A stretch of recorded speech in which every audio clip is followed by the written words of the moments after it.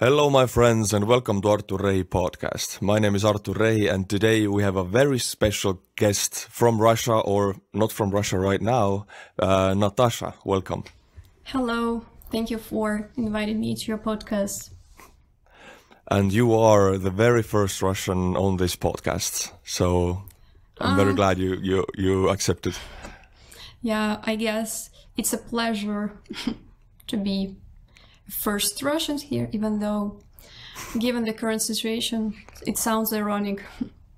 Well, the pressure is on to represent all of Russia now. Well, Yeah. I watched your story from your YouTube channel. If you don't know, Natasha has a YouTube channel, Natasha's Adventures. It's down in the description below. So you left Russia, as I understand. Yes, I left Russia September of this year, 2 months ago. Can you tell me and the viewers a little bit, like, why did you leave and how did you come to the decision? So I didn't leave exactly because of the war.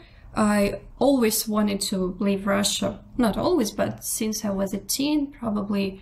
And I wanted to study abroad. I actually had some opportunity to study as an exchange student abroad, but for a short time. And this year I finally graduated my university in Russia, and I was planning to move out, even though I didn't know that it would happen so quickly, but it happened. And yeah, the war became the main factor after the fact that I wanted to leave anyway.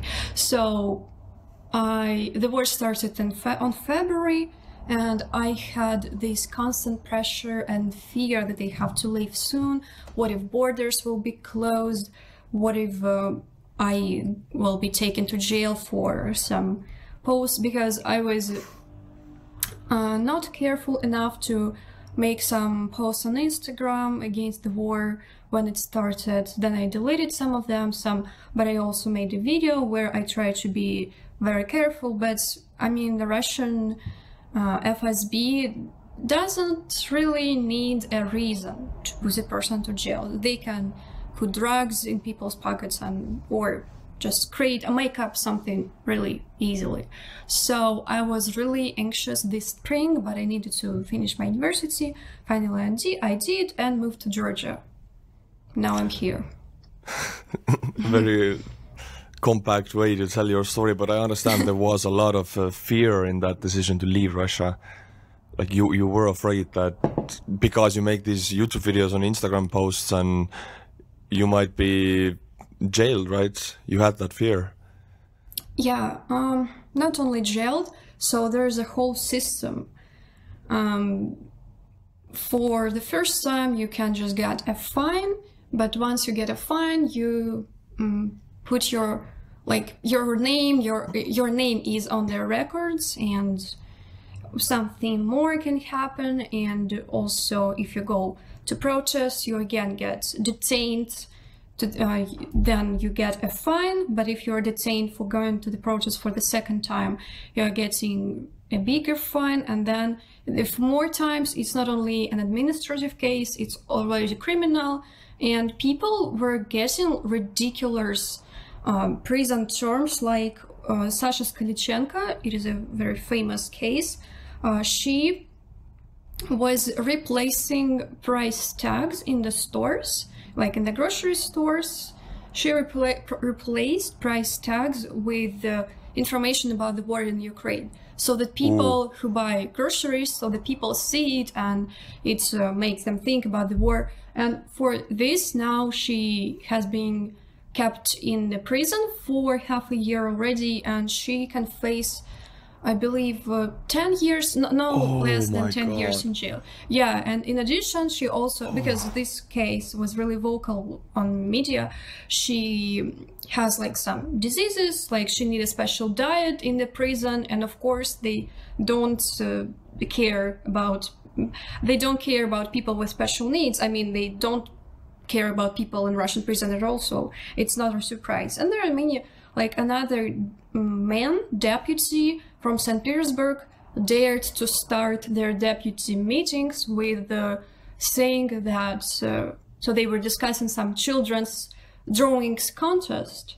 And he said, I cannot discuss children's drawings contest while there are children in Ukraine dying. And now he's also detained, he's in jail, and he already got his sentence, 7 years in jail. Oh my God. Yeah, and it's it's ridiculous, but these are the most famous cases. There is a statistics, I think like hundreds of people are under such cases now, and it's not only common because of the war. It was like this before in Russia, but because of other reasons. I mean, when people were arrested and later prosecuted because of some ridiculous reason, just because the FSB needs to, complete the plan.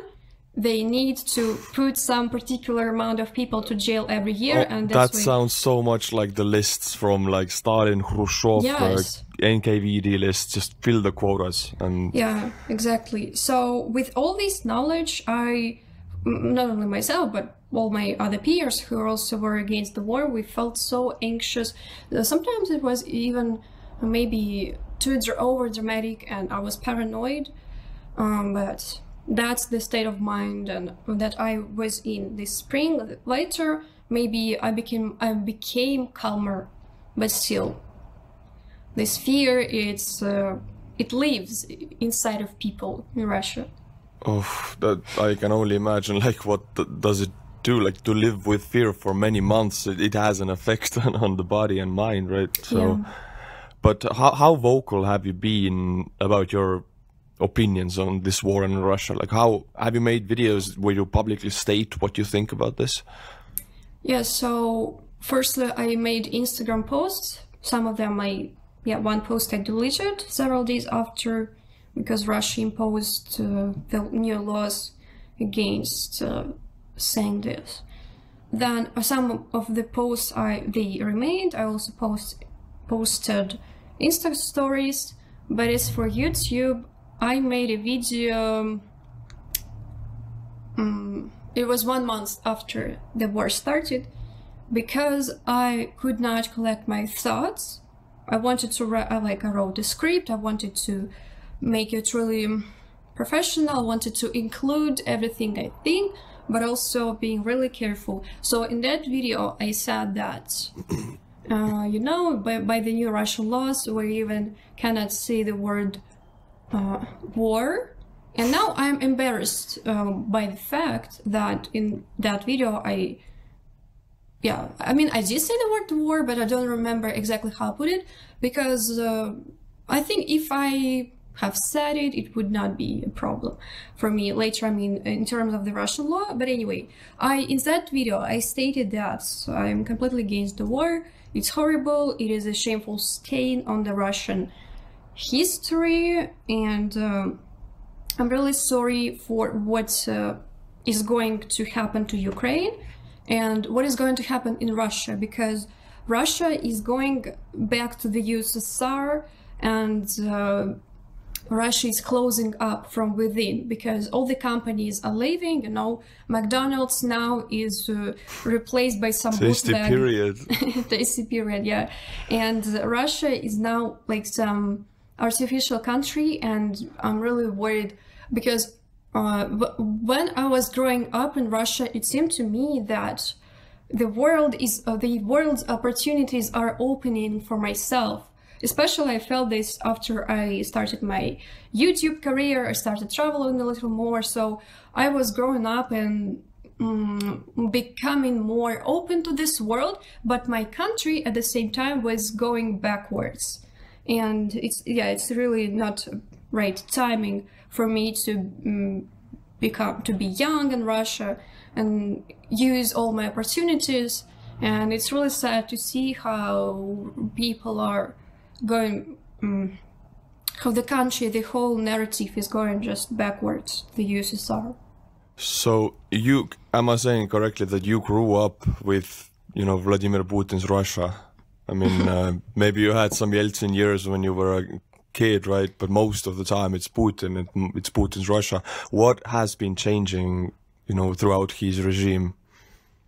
nothing was changing, and I was born in 1999, so 1 year with Yeltsin, yeah. yeah, wow. Half a year. Freedom, I remember these times. Yeah, so I remember that as a kid, when I entered my primary school, I got a gift. Me and all my peers, we got gifts from Putin's party, United Russia, Единая Россия. We got school backpacks and like a pencil case with Единая Россия logo on this. Girls got pink backpacks and guys got blue ones. That's how I was, how I met with this agenda. Yeah, and I mean, throughout my childhood, of course, I did know nothing about politics. I remember when Medvedev became president, I was like, wow, probably this is how presidents should change. Like, there was Putin, now it's Medvedev. Okay, I'm interested who's gonna be next. Yeah, and then, right. yeah, when in 2011 or 2012, I don't remember, I was still a kid. When Putin was president again, I didn't know. Probably I didn't even follow news back then. And also the fact that I lived in a very small town in a very remote area of Russia, the Far East. So it's basically close to the Chinese border, and people there are not really much involved in what is happening in Kremlin. And I mean, people in Moscow are also not really involved, but all the agenda, all the rules, all the laws, they came from Moscow, and people in the Eastern Russia, I mean, in all the, remote, poor regions, they are really, they know that they cannot influence anything anyway. So I was growing up, I started learning about my region, about my hometown, and of course I saw poverty around me all the time, and I was questioning like why it is this way. I didn't know the answer. I was like, well, it's because economy is really difficult. Only after several years after that I learned that actually Russia has a lot of resources. We have oil, and it would be possible to make every region of Russia prosperous. But all this money go to pockets of Putin and his oligarchs. So yeah, of course I knew about corruption, and I constantly heard it around me. These sentiments that, oh, corruption is inevitable, it's everywhere. Russia, it's normal for a country to have corruption. So I was growing up with this kind of mindset, and I also was really much used to violence because, you know what gopnik means? Adidas kalvasjor, yeah, hardbass gopnik. Yes, yeah. So also they can be translated as rednecks to English. So basically, these are we have them in Estonia. Oh, really? Yeah, a lot of them, unfortunately. I don't. They eat like the sunflower seeds all the time. The semechki, the piles are everywhere. Vodka bottles, stuff like that. They trash around. Yeah. Is it made just for fun, or maybe they just want to cosplay Russian gopniks, or they're just? No, they are Russians. Yeah, we have like 1.2 million people in Estonia, out of which 300,000 are like full Russians, and out of those, like some big portion are gopniks. Oh my god. I'm like on the streets there for them. But yeah, despite that meme picture with the sunflower seeds, even without the sunflower seeds, there are so many of them in poor Russian cities, and I've seen a lot of them. These are usually guys from poor families. They are not really well educated, and I saw a lot of fights, not fights, but this. They are very like aggressive minded. They're like gorillas, every time ready to go. They don't really use words. I mean, I feel so bad that Okay, I have respect for Life of Boris, you know, the YouTube channel, if you have heard. He lived in Estonia for some time. I have respect for him as a person, but unfortunately he glorifies the Kopnik lifestyle. And people in the West, they don't really get that. It's not all fun and hard bus and BMW. It's actually like drugs, narcotics, even killing people. It's very bad. Yeah, I also checked some videos of Life of Boris, and I was a little bit. It was not nice to see how this Gopnik image is made, is shown as something fun and cool, and it's just it's reality. basically like drugs are fun. It's almost the same. Like drug addicts are fun. Like for me, these people they do drugs. They drink almost every day. I mean, how can this be fun? I don't understand. Yeah. So in my hometown, I mean in every Russian town actually, there are many such people because of the fact that basically people are really poor, and when you are poor you don't think about anything else besides putting food on your table, and that's why so many people are they lack empathy. Not only these Gopnik guys, but just families, people who raise their kids. People are apolitical, they are passive, they have this feeling of learned helplessness. And I'm so glad that I personally, even though I grew in such an environment, I was able to escape it. So I moved out from my small town to a bigger city, Khabarovsk, which is also in the Far East. I studied in the university there. I even had the opportunity to go to the United States by some exchange program. It was a big mindset shift. Some people, some haters in my comments would say that, oh, America brainwashed her and Uncle Sam, and that's why she hates Russia. Yeah, but I mean, I'm still growing as a person. I'm learning more about this world. And I'm so happy that now I think I'm a part of this global world community, and I'm so happy that I'm not like this. I actually wonder right now, how are you different? Because you grow up in that society, you grow up with these people like Gopniks all around, this mindset, and suddenly you are like that, so much different. So what's up with you? How are you open like that in Russia? It's a very interesting question. I discussed it with my other Russian friend who also makes videos about Russia in English. He also escaped to Georgia, and he is a YouTuber as well. And can you later maybe give me contact if he would be? I would love to get people like you on the podcast. It would be wonderful. Oh, his name? Can I say his name? His channel name here now? Yeah, if it's okay with you. I'll write it down right now, because I'll forget later, so you can tell it to me now. So Zach the Russian, this is his Zach. You know? I didn't know if it was him. Okay, Zach the Russian. Yeah, maybe. I think his channel will be interesting to you and your listeners as well, because his channel is fully about the war. He makes commentaries. He also interviews refugees. He's doing a great job. And returning to what we discussed, Zach also comes from a really poor city, a really Gopnik town, Komsomolsk in the Far East. And we discussed it with him, like, what influenced us? Is it the environment around? I mean, maybe some good teachers, some role models, or is it something inherent in a person? And I don't exactly remember what conclusion we came up to, but I think that it is something in between. So I liked reading. I also some good things. I don't know. My parents maybe gave some good moral moral ideas, even though I cannot say that my childhood was happy. There also was like abuse in my family. You know, this typical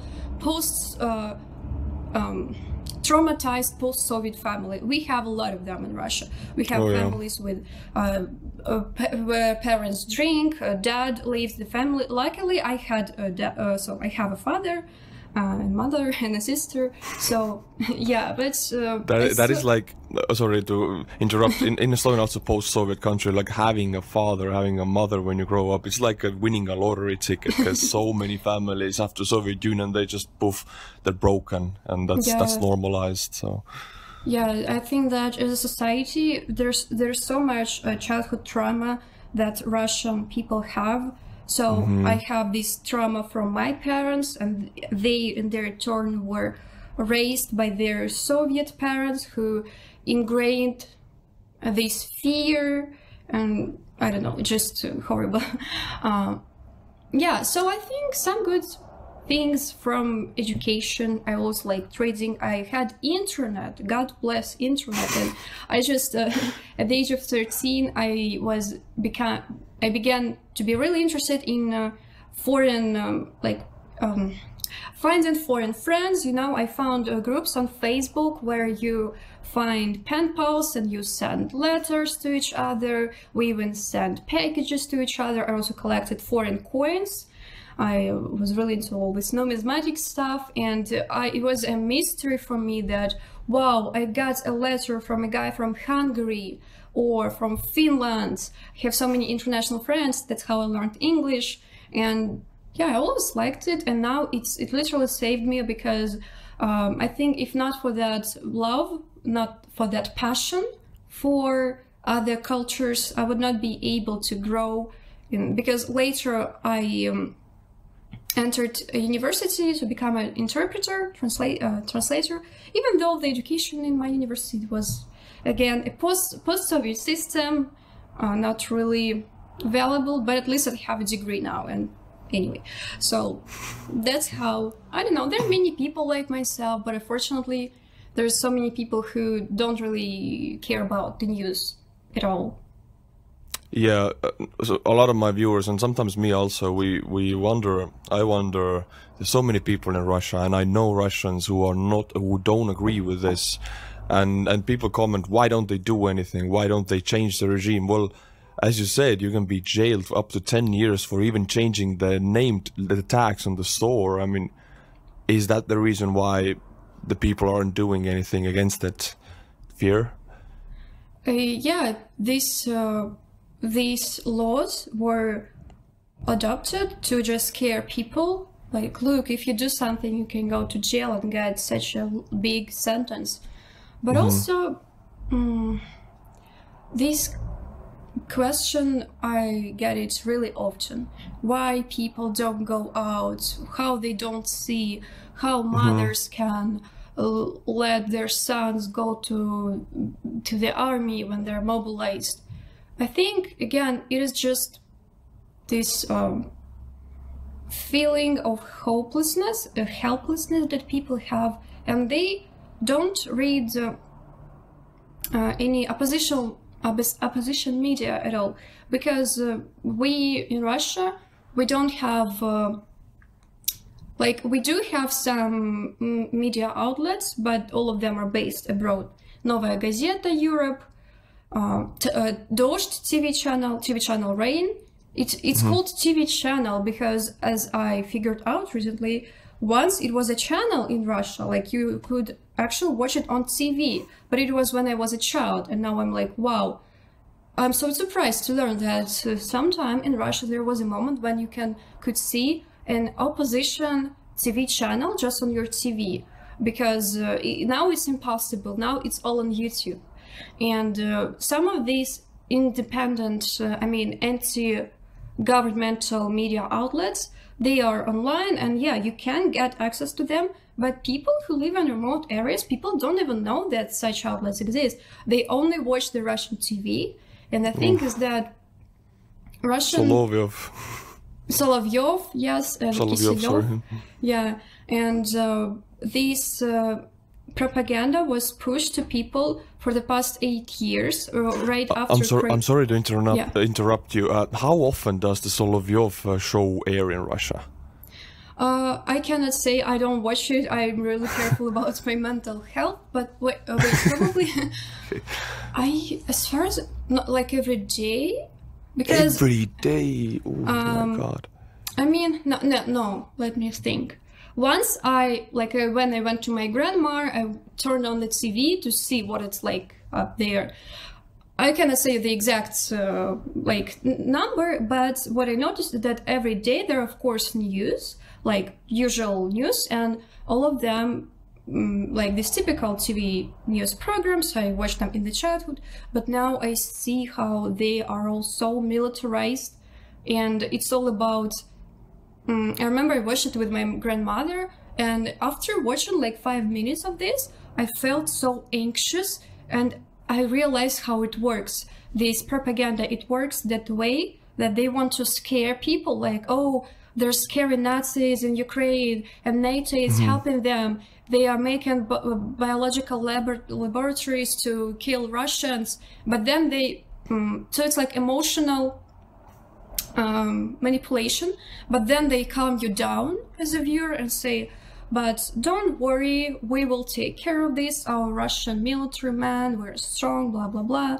And when people are brainwashed like this, they are becoming, they believe it really easily. And this narrative has been pushed for the last 8 years, right after Crimea annexation. And I remember that whenever I turned on the news in the past years, it's always about Ukraine, and they were talking badly about Ukrainian president and all this narrative. It was really negative. And now I understand why. They kind of prepared people for this war. I see that you are really analytical about it. You have really analyzed this propaganda. This means this propaganda cannot get a hook on you, because you think about these things, you analyze them on every side. But how? I mean, I don't understand. How are you able to do this and not millions of other Russians? Maybe because of my work, my YouTube channel, I had to study a lot of propaganda in the recent months. Oh. Yeah. Okay. But again, it's not that I'm the only one. I know a lot of my peers from Khabarovsk, the city where I studied. I know there are so many really smart people, and they went to protest. I know one girl who went to the anti-war protest, and she was detained, and she got 20,000 rubles fine, which is not much, but still it's like half or more than a half of a monthly salary of a Russian person, especially she's a student. So but she okay, went there. that is it's bad. Yeah, but she is so brave, and she went there anyway. And there in these past years, there were so many non-profit organizations, and there are still some of them that help people. For example, OVD Info, it's the organization that collects information about detained people. If the organization helps to pay them the fines. Basically, Media Zona, another one. So I'm so grateful to them for their work, because the remainings of Russian, what do you call it? Like, I would forget this term. It's so, the citizen, when people are uniting, like when people are uniting and doing something with these horizontal activities, гражданское общество in Russian, civil society. Civil society. So it was standing on this organization. Of course, many of them now are closed in Russia, like Memorial also was closed, or they are claimed as foreign agents. So all this year, these organizations tried to do something to wake people up, but the government was really powerful to close them all, to shut them down. And yeah, unfortunately, so many people now still stay in Russia, and they cannot leave. And also they cannot change anything, because Putin has so many, FSB, OMON, all these riot police.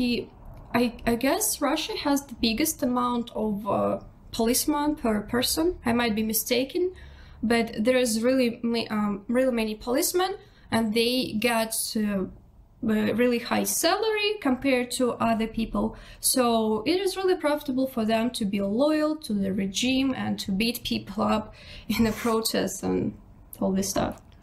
Yeah, I mean, Russia is lacking in, like, in schools, people don't have laptops or books or whatever, but OMON, the Russian riot police, I know their gear, military-wise, they have the best gear in the world. They are equipped better than the American riot police. Putin has really, like, made sure that the oil money he gets, he puts it into the riot police. He pays them a lot of money, and that's his priority. Yes, and it's funny that why didn't he put all this money to the army? Because we see videos of the mobilized soldiers with rusty, like, guns, and they don't have winter clothes. They sleep in the forest without any tent. I mean, you saw all these videos, how it's just absurd how Russian army is so unprepared. Actually, in Russia, you know, many people are making, many people are collecting help and humanitarian help and money for the Russian soldiers to buy equipment. And they don't even ask questions. Why we have to do this? Why doesn't the government provide our soldiers with it?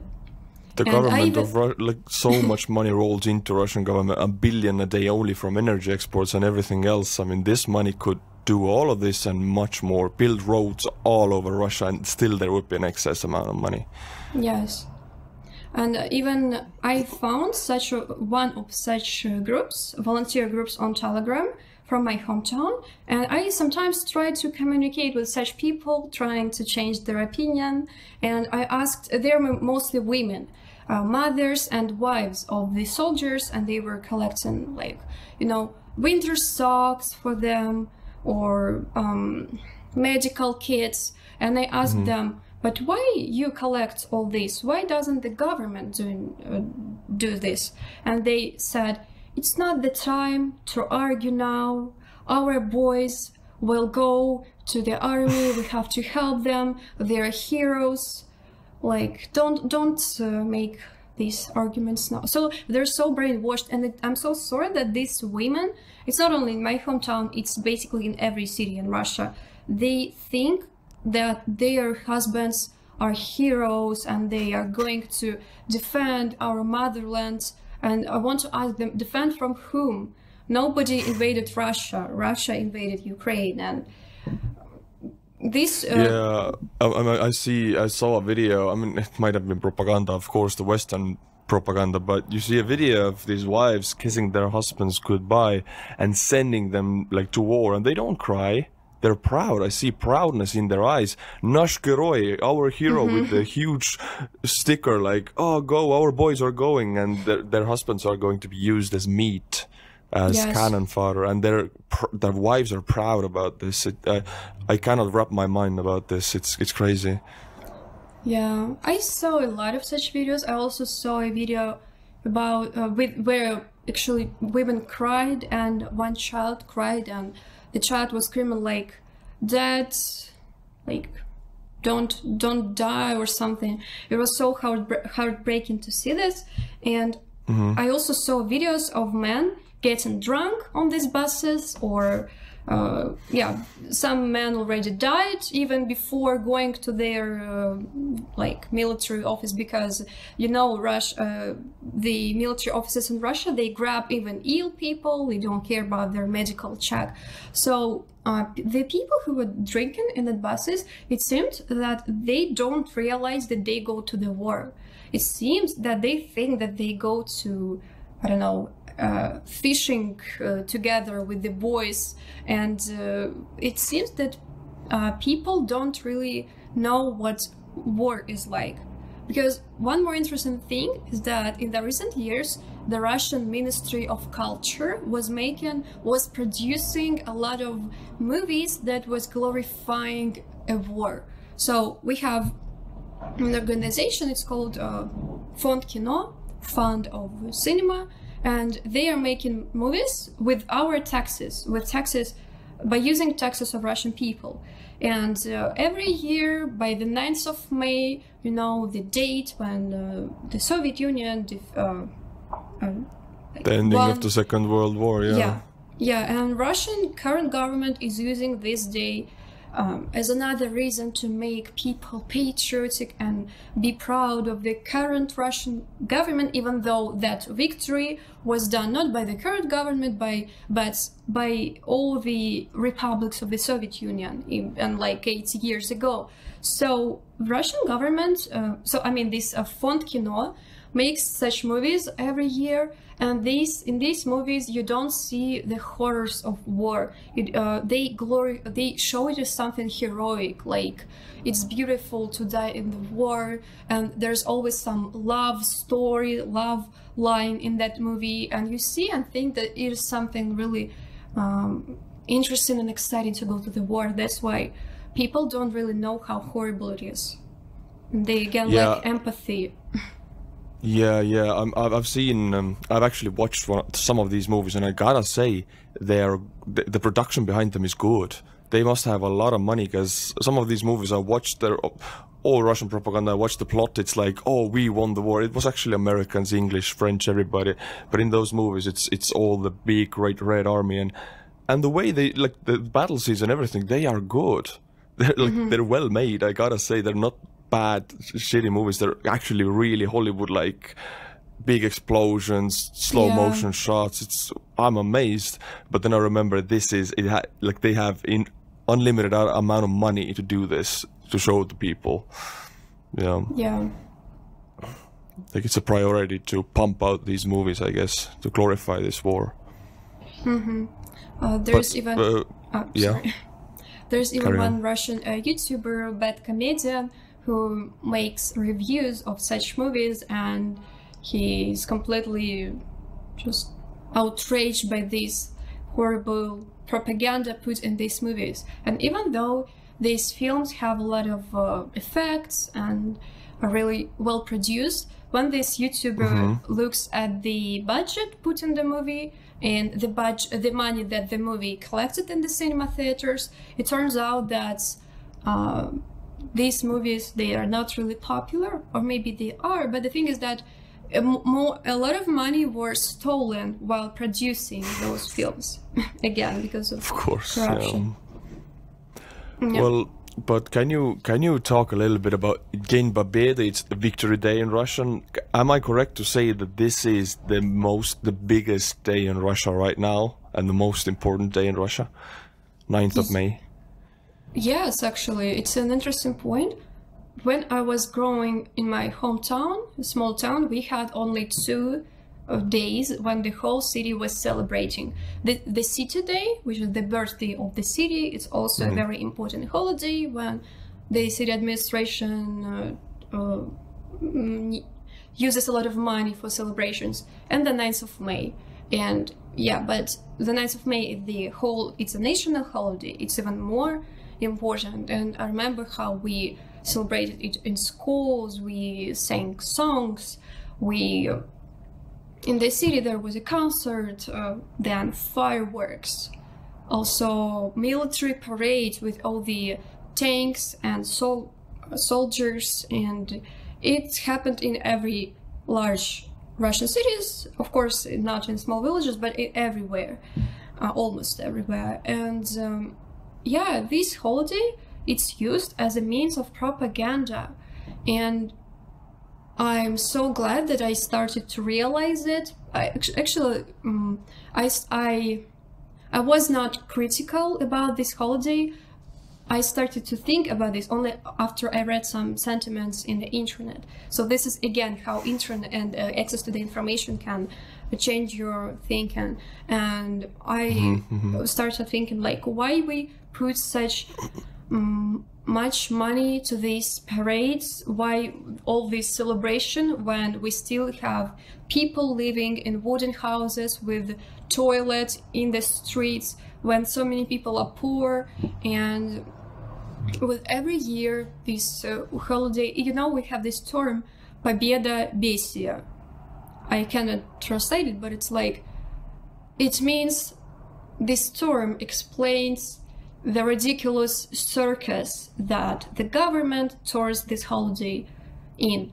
So instead of, because I know that in the Soviet time, actually, the 9th of May was a day of mourning. It was a very sad day when people commemorated their dead relatives. But today's Russia makes it like a nice celebration, and they also dress kids in military clothes. And yeah, I've seen that. It looks so wrong. Like the children marching, holding Z letters, you know, the invasion letters, Yeah. O or Z, and they're holding that. I mean, children don't know what they're doing. People are telling them, and they're just glad that everybody's happy around them. But that is using children to portray the symbolics of war.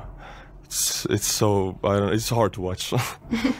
it's also, I don't know if you know about this, but in Russian schools, it depends on the school. In my school, it was just 1 year. In some schools, it happens every year. But students have to march. So there is a contest. It's called like contest of marching and songs, when different schools have to compete between each others, and they have to learn how to march. They are learning some song by heart, and I actually participated in this when I was in the 9th grade. I remember I was 15, and I could not refuse to participate in this, because actually maybe I could, but if I say that I'm sick, I cannot go to school, I could avoid participating in it. But we didn't even question it. We just participated in it. And I remember we rehearsed that marching in our school. Then we had to march in the city like square, competing with other schools. And but I talked to my friend who is from another city, and she had such contests every year since probably primary school. I was lucky that I had just 1 year. And also in many schools there's a lesson that teaches children to assemble the AK-47, this rifle, and luckily I didn't have this.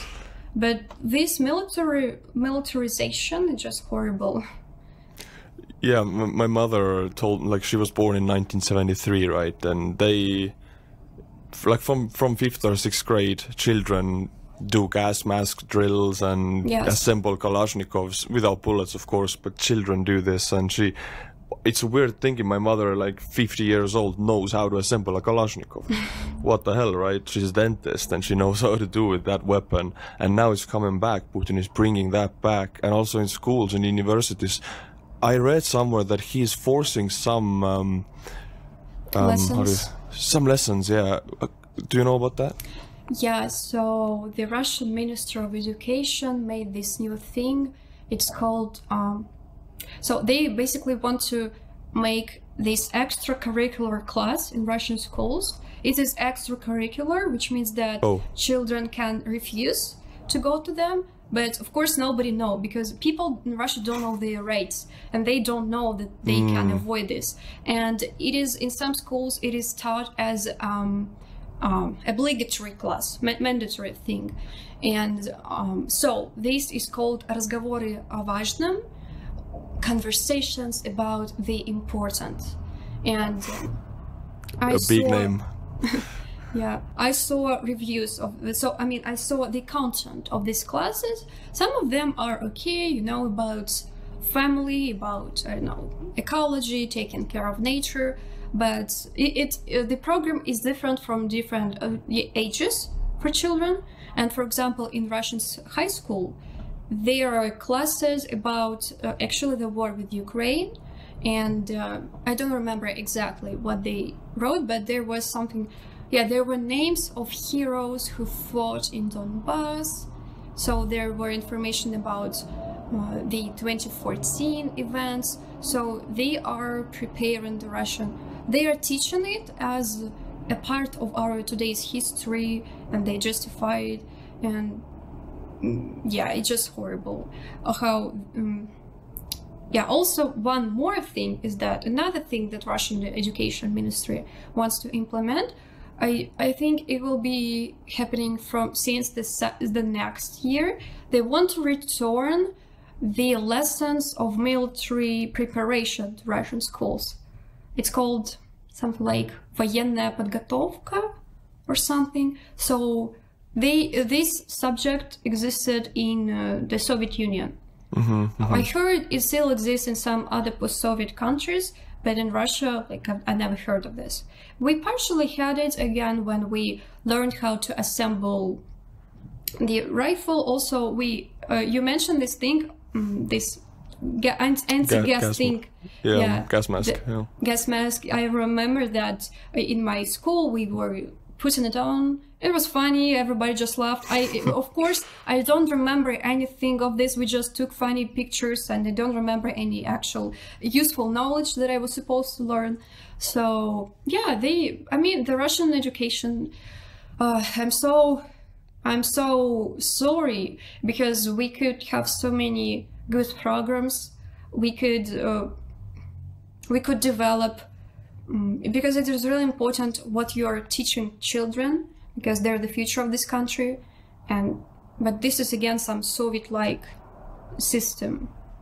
So I feel like Putin is making the system, he's changing the system, and the system produces these people. So the people who will grow up in Russia, their mind is conditioned already to accept this and not to question this. So the system produces people like the system. A lot of people say, take Putin off, replace him and it's good. No, Putin has surrounded himself with like-minded people. If Putin goes, somebody else will take his place and everything carries on the same way. It's the whole top government that they think like him, I think. But at the same time, I hear that so many Russian people, and even including political scientists, they say we just need, we want Putin to be dead, or if not dead, but judged in Hague as a war criminal. And many people really, so I think it's like Stalin, because when he died, the system also changed a little bit. Yes, all these people that he surrounded himself with, there is a term that describes these kind of people. So it's not the smartest, the most competent people. These are the worst. Yeah. These are the worst people, and their only quality is their loyalty to Putin. And if Putin is gone, I'm really worried that some other replacement will come, maybe even worse. But maybe this system will break from within if he is gone, and maybe some of the Russian politicians who are now in exile, who are now abroad, maybe they will have the opportunity to return, or maybe Navalny will be released from jail, and he will also unite the Russian opposition somehow. I don't know. I really want to hope that this system can be changed. And maybe in 10 years, maybe in 20 years. And because all these people who are surrounding Putin, they now are sanctioned. They cannot go abroad to the West. All their villas and yachts were arrested abroad. And now they don't have any other option except of staying loyal to Putin and planning their future in Russia. But I know that many people from, for example, Russian economists who work for the Russian government, many of them didn't even know that Putin will start this war. So only a small circle of elites knew about this, and many people, they now are outraged because they had the opportunity to fly to Europe, to spend time in the European resorts, to their children study in Europe or in America. But now they are closed in Russia. Yeah. I mean, the business elite is suffering on this. They're losing a lot of money, and their children cannot use their yachts in France or whatever. But I mean, it's even with oligarchs. Putin proved this a decade ago. It doesn't matter how rich you are. Khodorkovsky, for example, Putin took away from him billions. It took everything from him, I think. am I correct on this? Like he took his companies and... Yes, I don't know how much money he took from Khodorkovsky, but I heard there was... Yeah, Khodorkovsky spent like 10 years in jail because of some fake case. And yeah, he took a lot. So now he lives abroad. And as far as I know, Khodorkovsky has some kind of media that's also media in Russian, and it collects...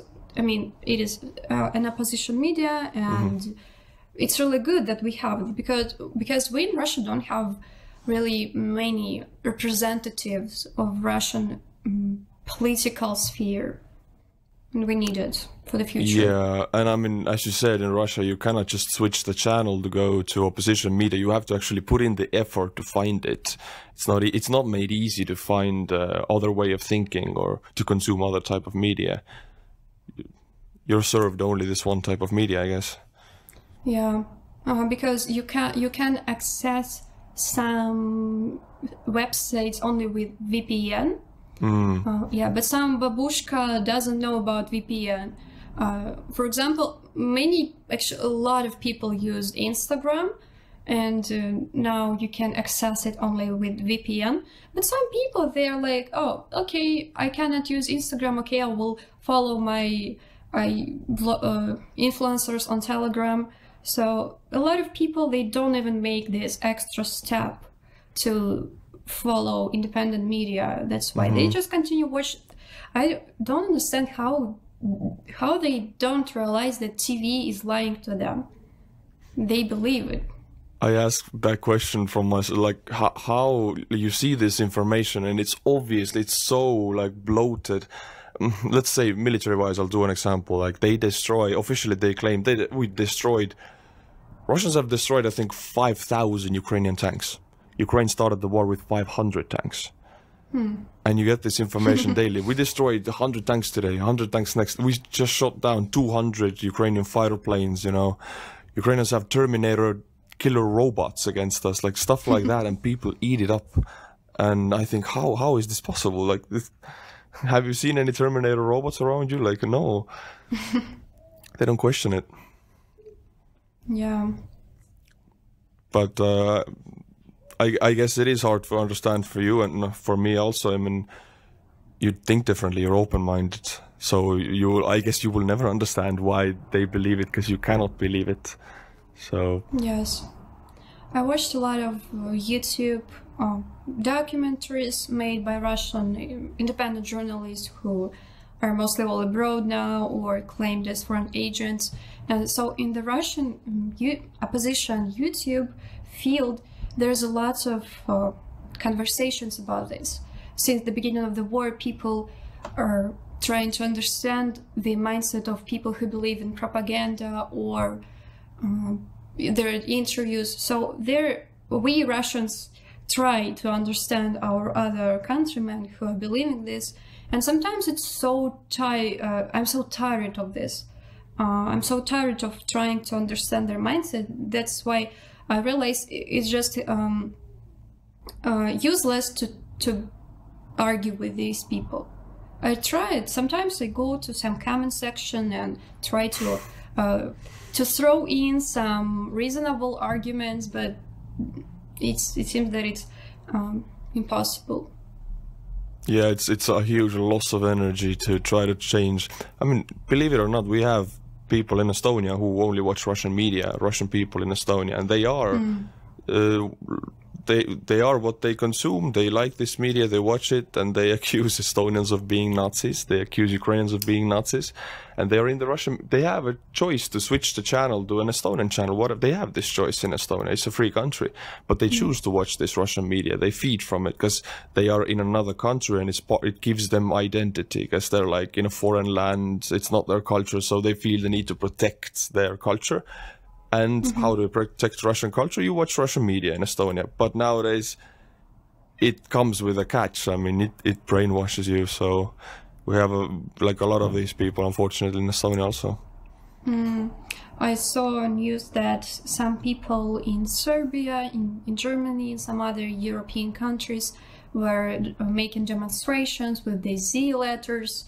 And since it is a democracy, they have the opportunity to protest, to make this demonstration. But still, I'm like, people do want to switch places. I go to Germany and you go back to Russia, to your beloved country, and they don't want to go. I mean, in Estonia also, they have so many bad words for Estonian government, and they wanted to change. But then we say, but it's a free country, you can leave. I mean, they get European wages in this country. They get, you know, it's a nice and secure state. It's very good to live here. They don't want to leave. They like the pension they're getting. I mean, the standard of living is high. They don't want to go, but they don't want to accept the culture here. They want to like stay in the opposition always. In Estonia, they are the opposition, you know. So, and they like the place where they are. They don't want to go. Yeah, maybe there always will be people like this in any country. Like we have extreme far right people. In Russia, in many countries, in Europe, in America, extremes, they always exist, and I don't know. True. We also have far right people, yeah. And believe it or not, like Russia is also like Russianism. They play for the nationalist card, and Estonian far right nationalists, they're anti-Russia, but you wouldn't believe how similar they are to like the Russian far rights. Because the extremists think alike, you know, and they like, we're anti-Russia, Estonia, you know, we must protect ourselves from Russia, but then they talk and behave exactly like Russian far rights, and I guess they don't realize it, but they're much closer to it, to the thing they want to oppose.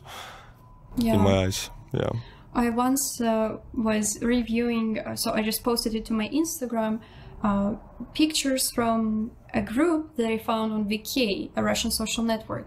And in VK, there are many groups of Russian, not far right, but people, very nationalistic, even Nazi people who are like, we have to preserve our white Slavic blood, and a lot of racist statement, and a lot of misogynistic statements, like traditional family, but very extreme. And so I posted it to my Instagram, just made fun of it, and a lot of my subscribers from the United States told me that, oh my god, in America we have our far-right people, and they're so similar to it. Or in Sweden, and it's funny, also many people, these admirers of Russia in the West, both Russian, maybe with Russian ancestry, or just Western people, they see Russia as a bastion of traditional values. Putin here is to save the world from LGBT agenda, I don't know, reptiloids, whatever. All these people are really into conspiracy theories. And it's so funny because, in Russia we have a homophobic law. Now they actually want to restrict it even more. So now there's going to be, this law is against propaganda of LGBT to kids, but now it's gonna be law against of propaganda of LGBT to anybody. So basically, like, it's a very vague law. So yeah, we are really, Russia is really homophobic, but again, we have families without fathers. In Russia, actually, we have more same-sex couples and families than everywhere else, because you know why? Because it's a mother and a grandmother, because a father just left the family or in the war, I don't know. So yeah, we also don't have a big like support for welfare, all this money that families get. So people are really poor, and how dare they talk about family values when Russian families are traumatized, drinking, beating their children, and the whole violence becomes, Russian people are really used to violence. Yeah. And it's like something normal to them. Yeah. How are you with time? I'm okay. If you want some more time, we can talk. Okay, it's okay. We could do like half an hour more. Okay, yeah. I really enjoyed the conversation, but my water ran out. I have to get some. Okay. My mouth is dry, so You need a break? 20 seconds. I'm just gonna get some water. Okay, then I will take my water too. Okay, okay.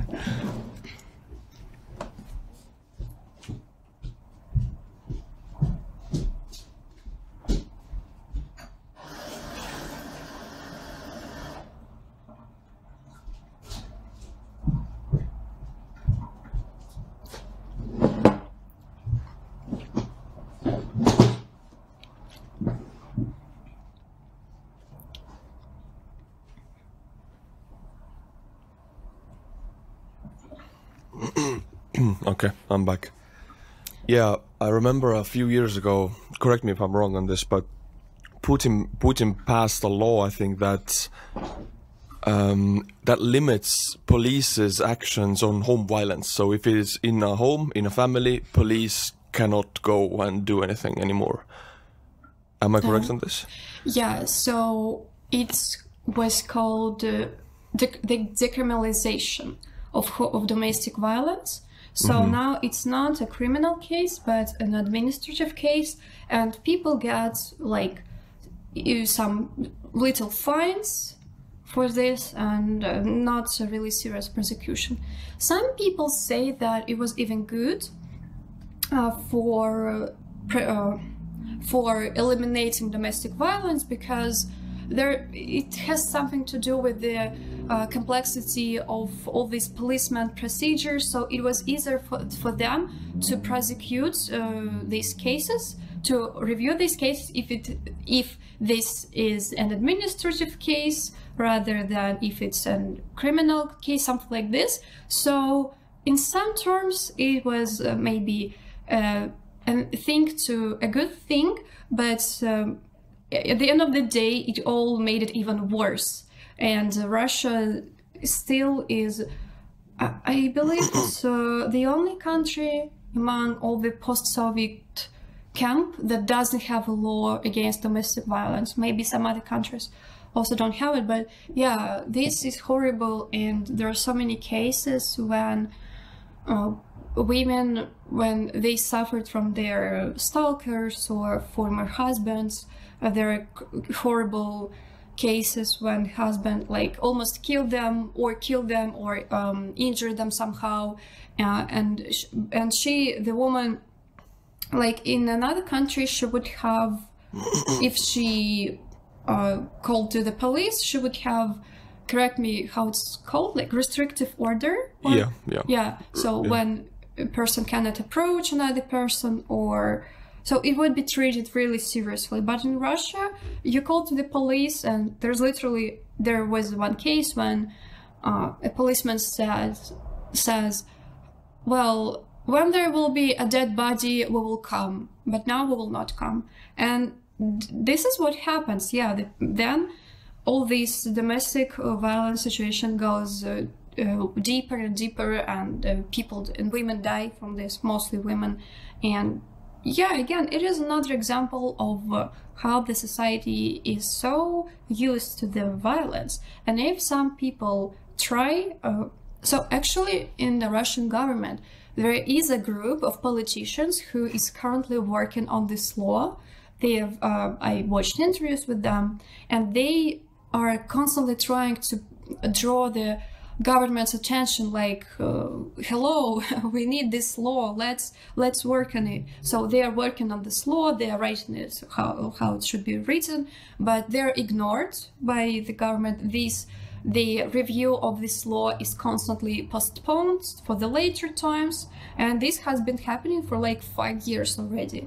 And also many deputies in the Russian Duma and just some crazy politicians, they say they oppose this law because they say that it will be a threat to the Russian traditional family, which sounds so ridiculous, right? That is one of Putin's selling points to the West and to the Russian far right also, that we are, as you said, the bastion of traditional family values. We preserve, like in the West, it's gay couples, no children, but we are God-fearing people. The church and family values. The church is, of course, a propaganda machine, unfortunately. In Russia, they get all the money from Kremlin. And the family values is in my eyes, I don't want to offend anybody, but it connects me to home violence and beatings and crying children and drinking fathers. That's what I hear from it. So it's hollow. Yeah. Oh, by the way, you mentioned church, and it's funny that Russian people are not really religious. Like, okay, if we're speaking about Christianity, because we have Muslim people in Tatarstan, in the south of Caucasus. I'm not talking about them because I don't understand much about it. But as for Christianity, in the Soviet times, it was eliminated, and it's a surprise for me that now there's so many, like one of my grandmothers, she like goes to church, and my dad goes to church sometimes, like maybe several times a year. He reads Bible sometimes. But on my mother's side, my mom, like I don't know, she's not religious at all, and I think it is the legacy of the Soviet times. But we do have, for example, for Easter, we color eggs, we buy this Easter cake. It's just another tradition. But I don't know, among my friends, like I don't know any religious person. Maybe some people say that I'm an agnostic, or yes, I believe in God, but I don't need to go to church for this. But all this, like, Russian people, Americans are more religious than this. Like when you watch American YouTubers, young people, it's really common when they say, "Oh, I'm going to church this Sunday," or "I will wear this shirt when I go to church." For us, going to church is something weird. I don't want to offend. It's probably sounded offended for religious people. I know some people, acquaintances who are religious, but they're total reasonable people, but there are few of them who I know in Russia. So religion is something that I was really far from, and it's like it's not a main thing in the Russian society. And all again, it's a part of propaganda, as you said.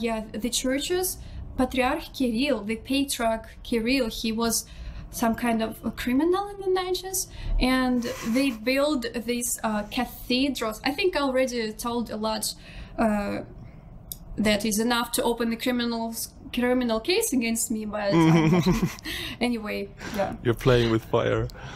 Yeah, but I'm not in Russia, luckily. So they build these cathedrals, and cathedral is another way. Building a cathedral is another way to earn more money, as another place for corruption, and they like destroy. In Yekaterinburg, there was a case when they wanted to build a cathedral on this place of some park, and people of Yekaterinburg protested this because they wanted to keep the park, the green place, because they already had like 3 other huge cathedrals in that district.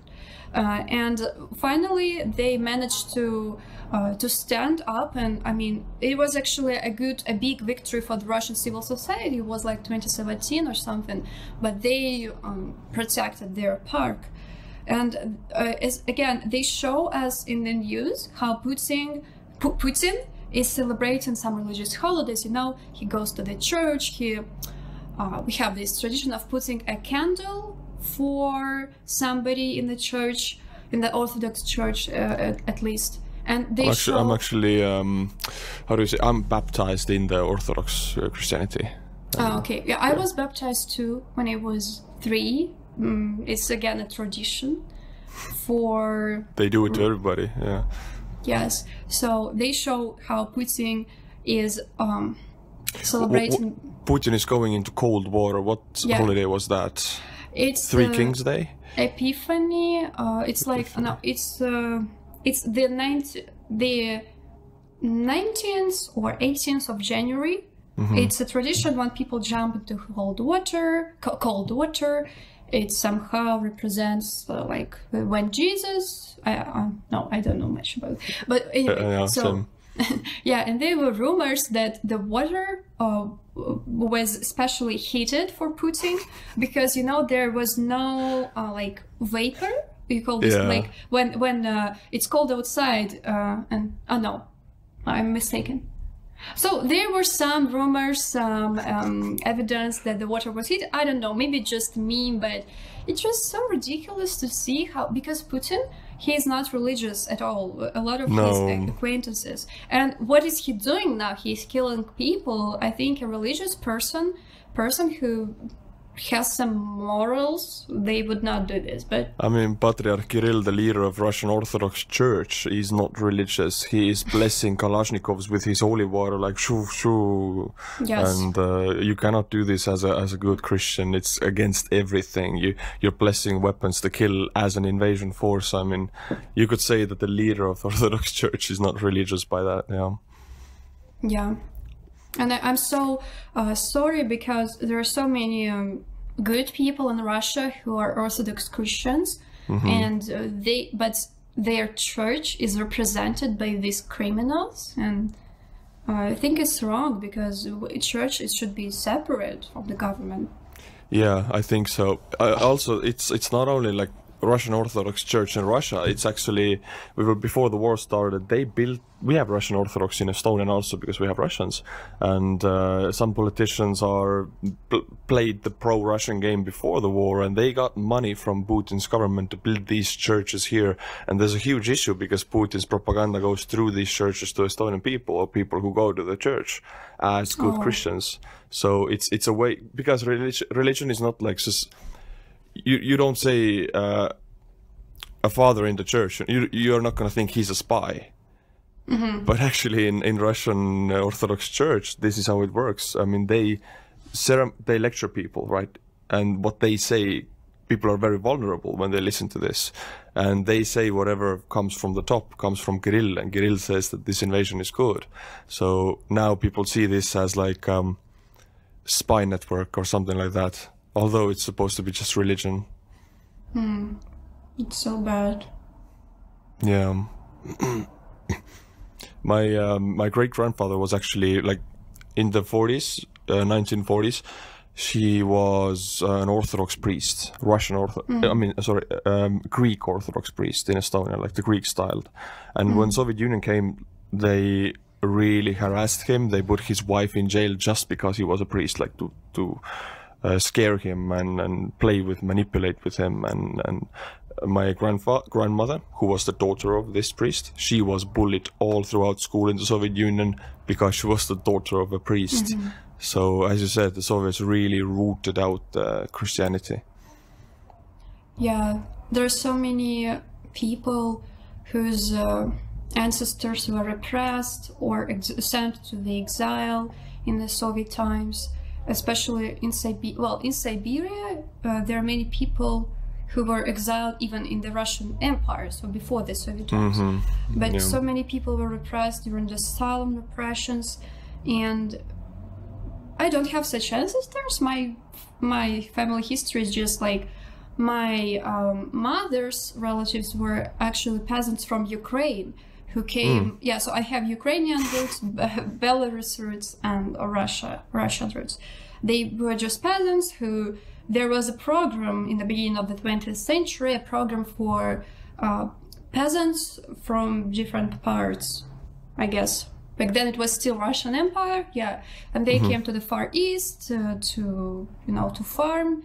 And on my father's side, they were just Belarus, like, builders. So I think I would be proud if I had this history of, I don't know, dissidents in my ancestors, but no. However, I know many people who had this history, and many people, their grandmothers still are really scared to talk about politics, or grandmothers. They are, I think it's just this fear, the same as people who starved during the Second World War. They are still really careful about food now. They don't, many grandmas, they don't allow you to throw away a piece of bread because for them it is so precious. I think the same goes with this fear. Yeah. How far east? Where is the city that you lived in Russia? So Spassk is, I think, 6,000 kilometers to the east from Moscow. Or So how far is it from the ocean? Oh, it's like 5 hours drive to Vladivostok city, the city located on the Sea of Japan, which is a part of the Pacific Ocean. So yeah, it's really close, like 5 hours to the Pacific Ocean. It's close to Japan. It's like 1 hour flight to Japan. So it is weird because my grandfather was deported there actually, like in the 40s. Really? It's a weird way to say this with a smiling face. It's strange, but yeah, there was deportations. You know, Baltic states in Ukraine, the Soviets deported Russians also, of course, and they deported them to near Vladivostok, I think, or yeah. And there was one of these camps, and Estonians were deported there with a train. It was like 2 weeks in a train, and then he was 4 years old, of course. But weird to think that actually he was closer to your city than yeah. But do you know any Estonians or like the ancestors or heard about? No, not really. I heard that many Estonians and Latvians. I read Solzhenitsyn, Gulag Archipelago.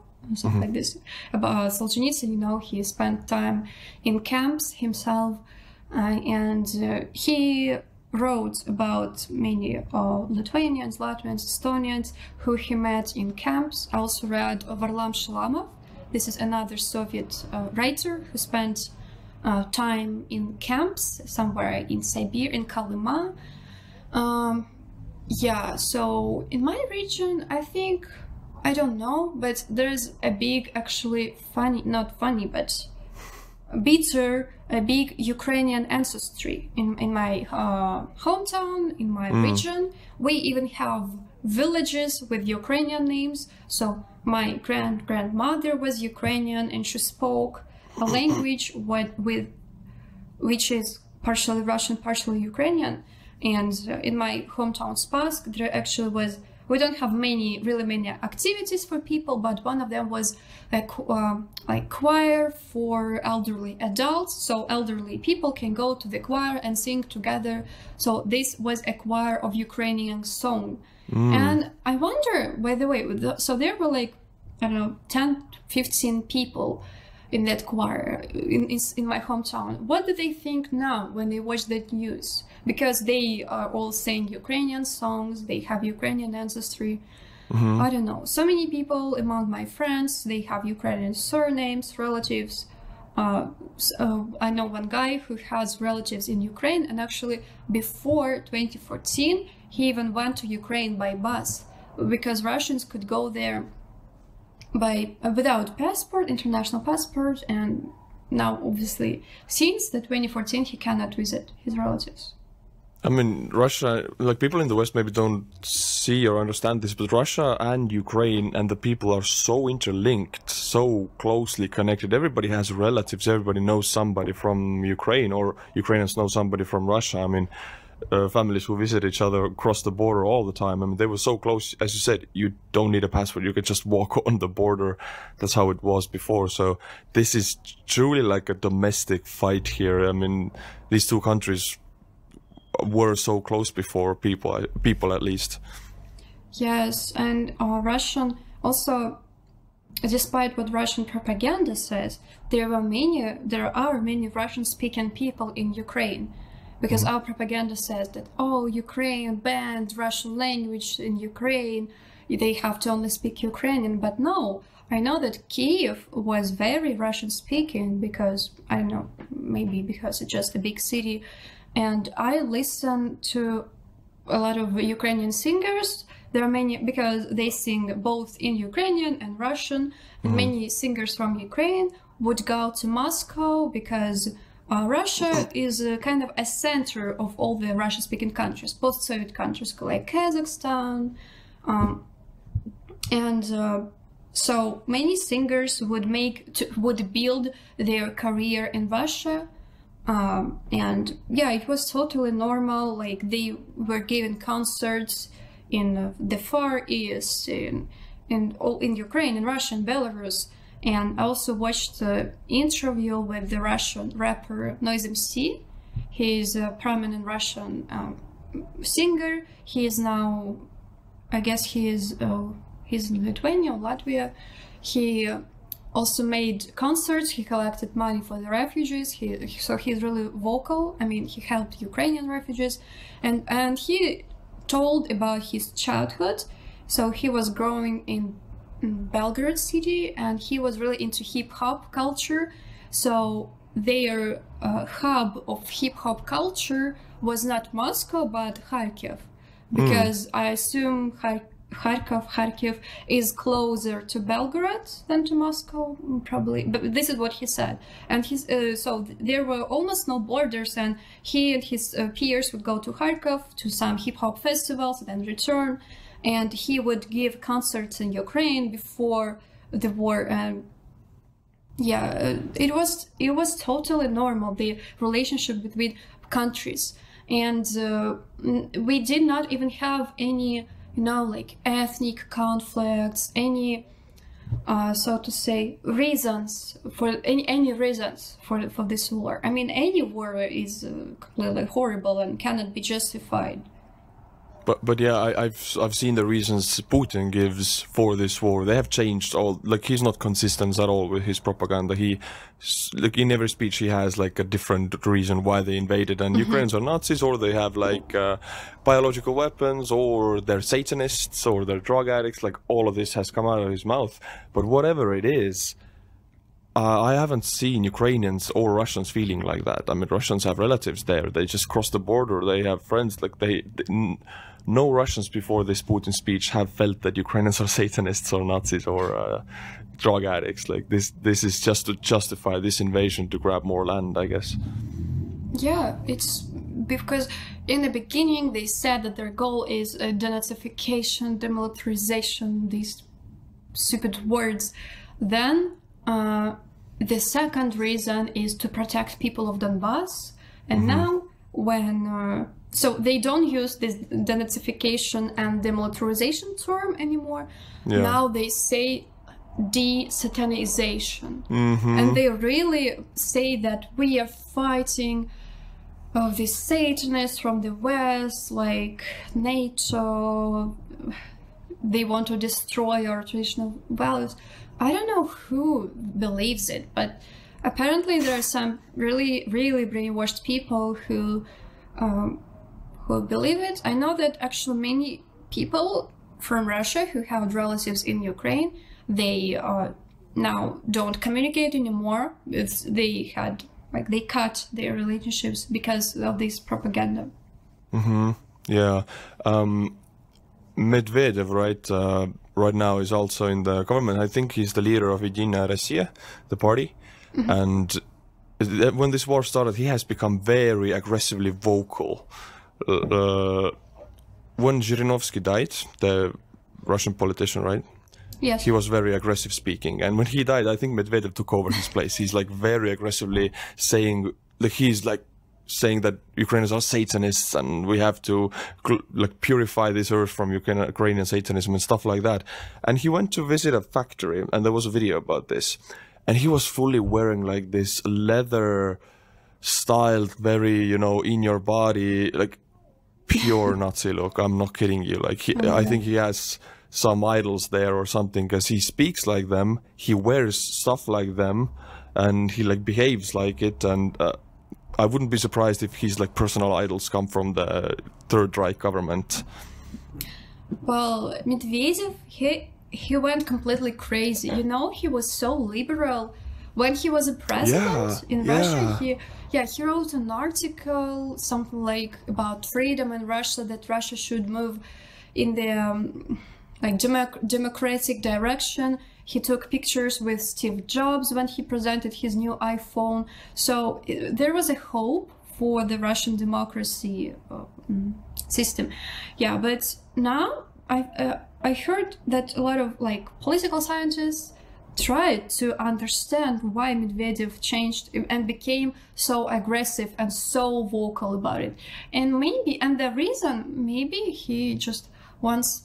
Also, he is a drunkard, and he probably is just feeling worse and worse physically. That's why there are so many crazy ideas in his mind. And he is trying to show that he is loyal to Putin. And I don't know what happened to him. And yeah, you made an interesting point that he actually replaced Zhirinovsky. I never thought about this. But yeah, there are many people like this in the Russian government, unfortunately. Yeah, and the stuff they're saying, I mean, you couldn't imagine, like, Americans think Trump is bad, and the stuff he says is bad. It's like, oh, it's sexist, and like, listen to Medvedev or listen to Zhirinovsky. You won't believe what comes out there. It's much worse. It doesn't even compare. Yeah, and Medvedev, like, in the last speech, he said, yes, we changed the outcome of the USA elections. Like, he admitted that. I don't think they did. I don't think Russia has the capability even, but like he's saying stuff like that, like a very bold attack statement like that. So I think now this Russian they started threatening with nuclear weapons. They say things like this, so there's no way back for them, and I wouldn't even take their words seriously. Because Medvedev, actually nobody listens to him in Russia. He has always been Putin's puppet, and I don't know, we just don't even listen to him. It's like the spastic Pomeranian dog, you know, always clapping, but you tone it out, or like you shut it out. What are you barking? Yeah. About the nuclear weapons also, it's so weird. They at a certain point of this war, nuclear weapon threats were all over the place, and now suddenly they're gone. So it was like a bluff card. Let's see if the West reacts, and the West did not like move or care. The West just said that if you're going to use them, we're going to take you down. And now suddenly nobody talks about it anymore in Russia. I mean, maybe some do, but it's not a big thing anymore. Yeah, in the beginning there was a fear that this can happen, but it's funny how Putin said in one of his recent, maybe 1-2 months ago video, he said, we have nuclear weapons, we can use them, it is not a bluff. And if he says that it is not a bluff, it means that he assumes, yes, that people might not believe him, so probably it's a bluff. Yeah, so also, you know, with the recent, when the remains of the rocket fell in Poland and killed 2 people, there also was a fear that because Poland is a NATO country, what if NATO will like make actions? There was another fear, one more fear about the nuclear war. But I hope it will not. I mean, we all hope it will not start, and it will be horrible.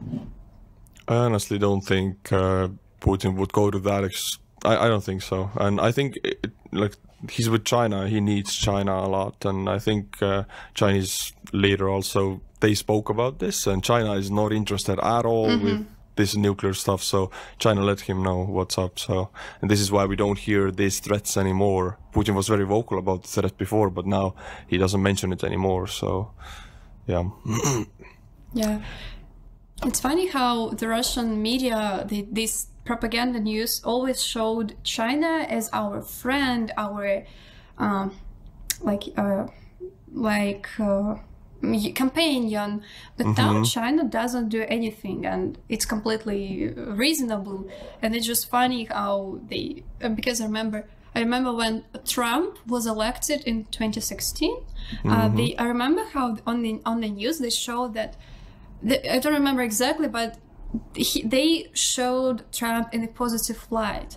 Like, he is very pro-Russian, and now because he's a president, it is good for our economy or whatever. But it turns out that Russia doesn't really have any friends besides North Korea, Eritrea, I don't know what else. Syria. Yeah. Happy 3 friends from Prostokvashino, you know. Yes. Okay, but so sad. Natasha, I've really enjoyed talking to you. What is the short form of Natasha?